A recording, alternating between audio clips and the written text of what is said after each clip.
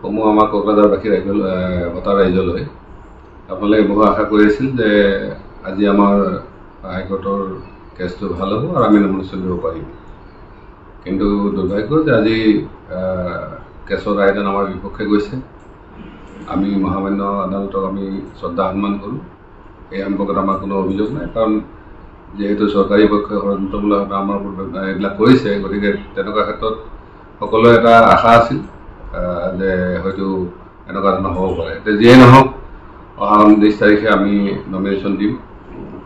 আমাৰ যিখিনি শুভাকাংক্ষী সমৰ্থক বা স্পেচিয়েলি আমাৰ যিসকল কৰ্মী আছে তেখেতসকলক আমি আমন্ত্ৰণ জনাইছোঁ।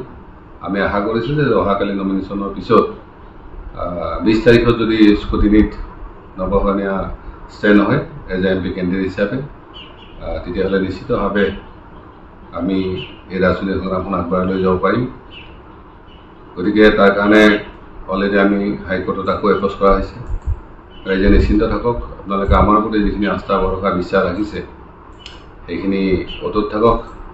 আমি যিকোনো বিপদ বা যিকোনো এনেকুৱা ধৰণৰ পৰিস্থিতিৰ কাৰণে যুঁজাৰ কাৰণে আমি ৰেডি আছোঁ, আৰু আপোনালোকে আমাক যিখিনি ছাপৰ্ট বা যিখিনি সহায় সহযোগিতা কৰিছে তাৰ কাৰণে মই আটাইলৈ কৃতজ্ঞতা ধন্যবাদ জনাইছোঁ।